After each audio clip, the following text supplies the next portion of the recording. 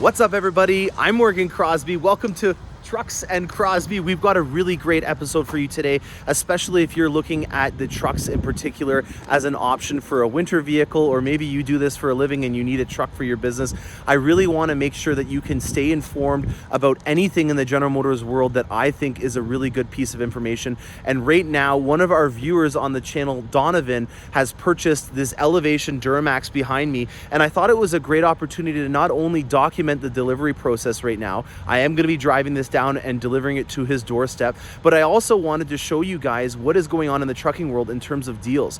Right now, the residuals on our trucks are through the roof. It is very high, and that means that if you are looking at leasing the vehicle or borrowing it, this is a really great opportunity that you may not have had in the past. A lot of people have some preconceived notions about what leasing is all about. Maybe they've been burned in the past, and I want to be able to debunk some of those things for you today and also show off the new diesel powertrain on our 1500 series. So we've got a really great episode. We're also going to go see Scotty's and get this thing tinted on the way. And I want to show you guys also what's involved with the delivery process now. This is a very interesting time to be alive, and we want to make sure that we can still keep that economy going. And if you are like Donovan, who is running a landscaping business, he needs this truck. He's an essential worker. And so I want to make sure that I can help him in providing for his business and keeping that economy going. So I'm going to show you guys right now what kind of measures that we've got in place in order to make sure that we can deliver these vehicles. But before we do that, let's just see this lineup we've got here. I've got the Elevation over here and my AT4, which is all dirtied up. I'm getting a little bit of a badge of honor for finally using the truck the way it is. I want to show you guys also one little blunder that we're going to be doing an episode on in the future. Right now, I have a nail in my tire. I have no idea how I got it, but I want to make sure that I can get this nail taken care of as soon as possible. Let's see where it is. Oh, there it is. It's right here. So my PSI has not really changed too much. It's not a safe thing to be taking this on the highway, and the area where this nail is in particular is very frustrating because it's almost on the sidewall exactly. That, in my opinion, is a very dangerous place to have a nail in your tire. These are expensive tires, so don't just make a sacrifice and get it plugged because you are not wanting to put the full expense of a brand new tire on there. Your life is a lot more valuable than a set of tires, regardless of how expensive they are. If you guys remember, I got a nail in my Corvette's tire and it was not a fun experience, but I did meet a guy named Bobby who owns a company called Tirecraft that can vulcanize these tires for you. So I'm going to be taking this in a later episode to get this tire fixed up. I want to make sure that it's all taken out of there and replaced on this one right away, because I just don't want to be on the highway with a tire. It is in the back, which is a lot safer. It was in the front, that's even more dangerous. But without further ado, we'll talk more about the features and less about the nails that I've been running over. So this is an Elevation, and it's a little bit of an interesting term when you compare it beside my AT4, because you would think with it being an Elevation that it would be the higher, more lifted truck, but actually the AT4 is the one that is the lifted one. So if you have an AT4 or a Trail Boss, that has the higher suspension. If you're looking at an Elevation, that has more to do with the appearance on the outside, and that's going to mean that it's going to be a very similar style to what the Denali's and the AT4s are, where the bumpers are painted on the truck. Now, the Elevation Edition has been around for about 4 years now, 3 or 4 years, and it's gotten consistently more and more aggressive in terms of what features you can get on it.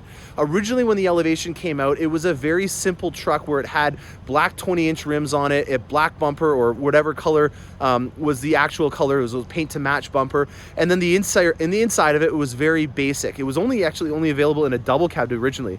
Now you can get it in a crew cab, and you can get more features than you would even see on a GMC SLE. So on the inside of this, you'll see that we have nice little accents like chrome bezels on here.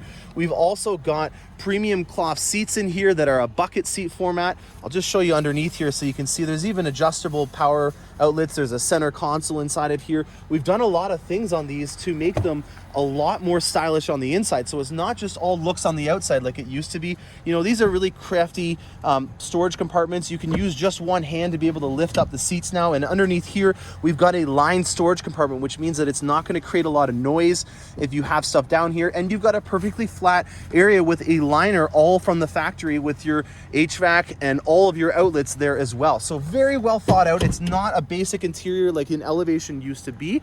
And that is exactly why Donovan is taking advantage of this truck, because he's going to be using it as a mobile office for a lot of times. And this is something that is going to give him some creature comforts, but he's not going to be spending the big bucks like on the Denali or the AT4 on the inside. So the next thing that we're going to talk about on this specific truck has to do with the engine. This has got the new 3-liter inline Duramax. It is an inline 6, which is going to be something that we're going to talk about when we're on the highway, as that is going to help out drastically in terms of the quality of the ride. When you have an inline 6 engine, it does help with having it be a lot more balanced. It's not going to have nearly as much movement inside of the powertrain. That's going to be something that you notice at a higher rate of speed. So when you're on the highway with this, it does have a very great ride. It is not as vibrating. It's not as rough.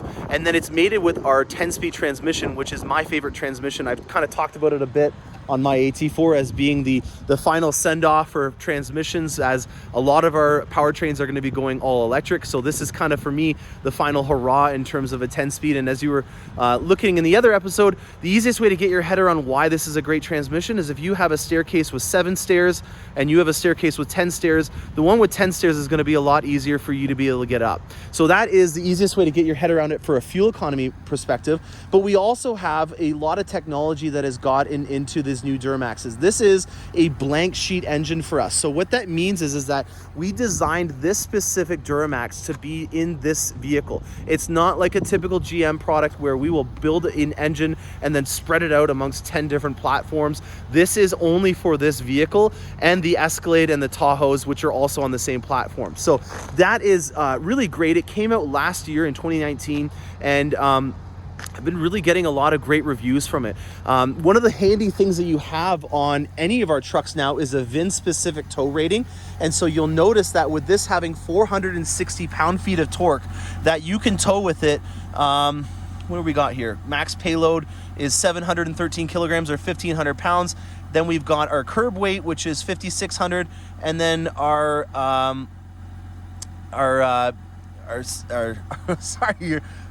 got our tow rating of 7,200 pounds on this vehicle. So that is a great amount of weight for you to be able to carry around. It's not, in my opinion, something that is going to be checking the boxes on what someone with a Duramax diesel HD truck will be able to do. I don't know if I have one of those around to show you, but those have got almost 11,000 pounds of towing capacity. The amount of times that most people really need to do that are slim to none. And if you really think about it, if you did need to move something that heavy, wouldn't you want to get a professional to do it? So for me, I think that this is the perfect amount of capacity that you have for a vehicle like this, as in most cases, you're not going to be towing something that's around 10,000 pounds. I don't understand why in the last 5 or 6 years, there's been this spout between the big three in terms of how much you can tow. It's not every day that you decide to wake up and move your house over 3 feet and that you need to go to the local Ford dealership to be able to do that. So if you're one of those people, props to you, but I don't think most people are out there trying to move 10,000 pounds. And if they are, I want a pro to be able to do it. So let's go over some more features about what is on this truck in particular. The headlights are the same ones that you have on my truck, which is a very nice accent. And you'll see also on these trucks that there's a lot of little slots and stuff like that where they're allowing the air to be able to move around the vehicle a lot easier. A truck has always been like a plywood board going through the air. And so GM is trying their best to be able to improve the aerodynamics of these vehicles. And they've done it by about 7% on the most recent generation by little additions like this. I guess you could call this a little spoiler wing to help improve the airflow, because this is where a lot of air will circulate in and around in the back. And it does create a lot of drag on the vehicle. So you can kind of actually see here where the air is being pushed around the tires and through the front grille, so that it's making it a little bit easier for it to slip through the air. We've got these new sport steps that are on here. There's a couple different variations. I've got ones that have got like a truck bed liner on them. These ones here have got good caps on them, because on the older generations, they had they were chipping. They were coming off, and we were having to do recalls on them, and it wasn't a fun process. If you wear steel toes, or if you're going to be a workman with your truck, we've improved the size of the step-ups inside of here so that you can get your steel toe in here a lot easier. On the tailgate, it is now an automated tailgate if you're wanting to do that for a remote backing up system. And then also you have a 120 volt AC outlet that you can see has some nice washers on here to make it waterproof. But the biggest thing that you see back here that we've done that in my opinion is the best is we've improved the back of these trucks. In here, we use now we don't use a stamp system. We use now a weld system for the 3 different pieces that go onto the truck. And that means that in the old ones, they had in the stamp system a big gap in between where the inside of the bed was and the outside. And because they're using this new system, they've improved the width back here by 7 inches. You'll also see that there's way more tie downs. There's 3 different levels of tie downs actually on the sides, and they have double the capacity that they had on the old generation as well. So this is some utility that you're really going to be able to take advantage of. The fact that we have a diesel engine that has been over-engineered to adhere to all the new standards that the governments are putting out there in terms of the environment. It's also an inline, which I'm a great fan of because it improves the ride, and in my opinion, it's just a way better block. I also like the fact that we have a really great residual. With this thing here having a 74% residual on a 2-year lease, it means that the payments are way less than what you would have if you were financing the vehicle right now. A lot of people are always concerned about leasing because they don't own the truck. And in my opinion, if you're looking at a truck, it's going to be used. You should be at least using it. And if you are going to lease a vehicle for 2 years, that should be enough time for you to be able to get the most out of the vehicle without having to start putting any long-term repairs into the vehicle. So if you think about it, doing a 2-year lease on a truck where there's a 74% residual and you're getting out of it right before you would need to start investing into tires and stuff like that, that is a really great idea. I think that this is something that GM is right on the money with, and I'm very happy that I have these readily available. They are made in Fort Wayne, Indiana. They're also made now in Canada. As of this year, I believe that they're going to start up production very soon. They are starting production back in Oshawa, so I have another great Canadian-made truck coming to my lot to be able to sell. And then they also make them in Silao, Mexico. So those are the 3 places. Oh, and then the HDs are made in Flint, Michigan. So most of them are made in North America in the northern part. One of them, there are made in Mexico, or the double cabs. The crew cabs, you can easily tell where your vehicle is made by the first digit of the VIN number. So with this being a 1 in front of it, I can tell that this is a Fort Wayne, Indiana truck. You can also say or tell by looking at the badging right here, and there you go, I was right, Fort Wayne, Indiana. If it has a 3 on the front of it, that means that vehicle was made in Mexico. And if it has a 2 in front of it, it means it's a Canadian-made vehicle. I don't know why I pointed at mine, but maybe because I'm Canadian. But yeah, so there are now trucks going to be made in the Oshawa plant as well. That's a really great addition to it. So I hope you guys enjoyed that information. I know that leasing is not always something that people think of, but if you can consider having a residual of 74% on a crew cab and hand it back in 2 years before you need to put any long-term repairs into it, that's a great option to consider. It means that you can get a lot more freedom in knowing that maybe your lifestyle might change and you can adapt with that, or maybe you want to upgrade to an even nicer equipped truck, or maybe you just want to change the color. That to me is a really great option that you have at your hands now. So we're going to go over and see Scotty and get this thing tinted up, and then I'm going to go down to Windsor and deliver this truck to Donovan.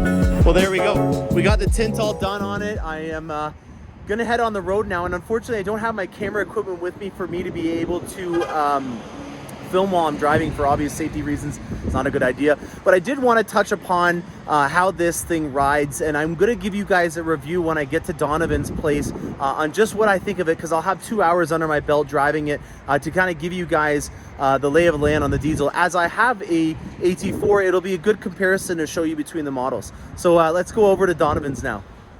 Just getting ready to embark. I've got the covers on the steering wheel, the shift column, and the seats. I'm wearing my mask as well.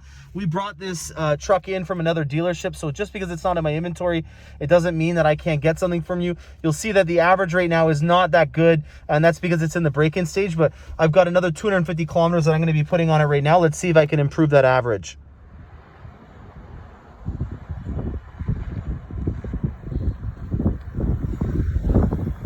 All right, I just finally made it here. We were averaging at the lowest point 8 liters per 100 kilometers.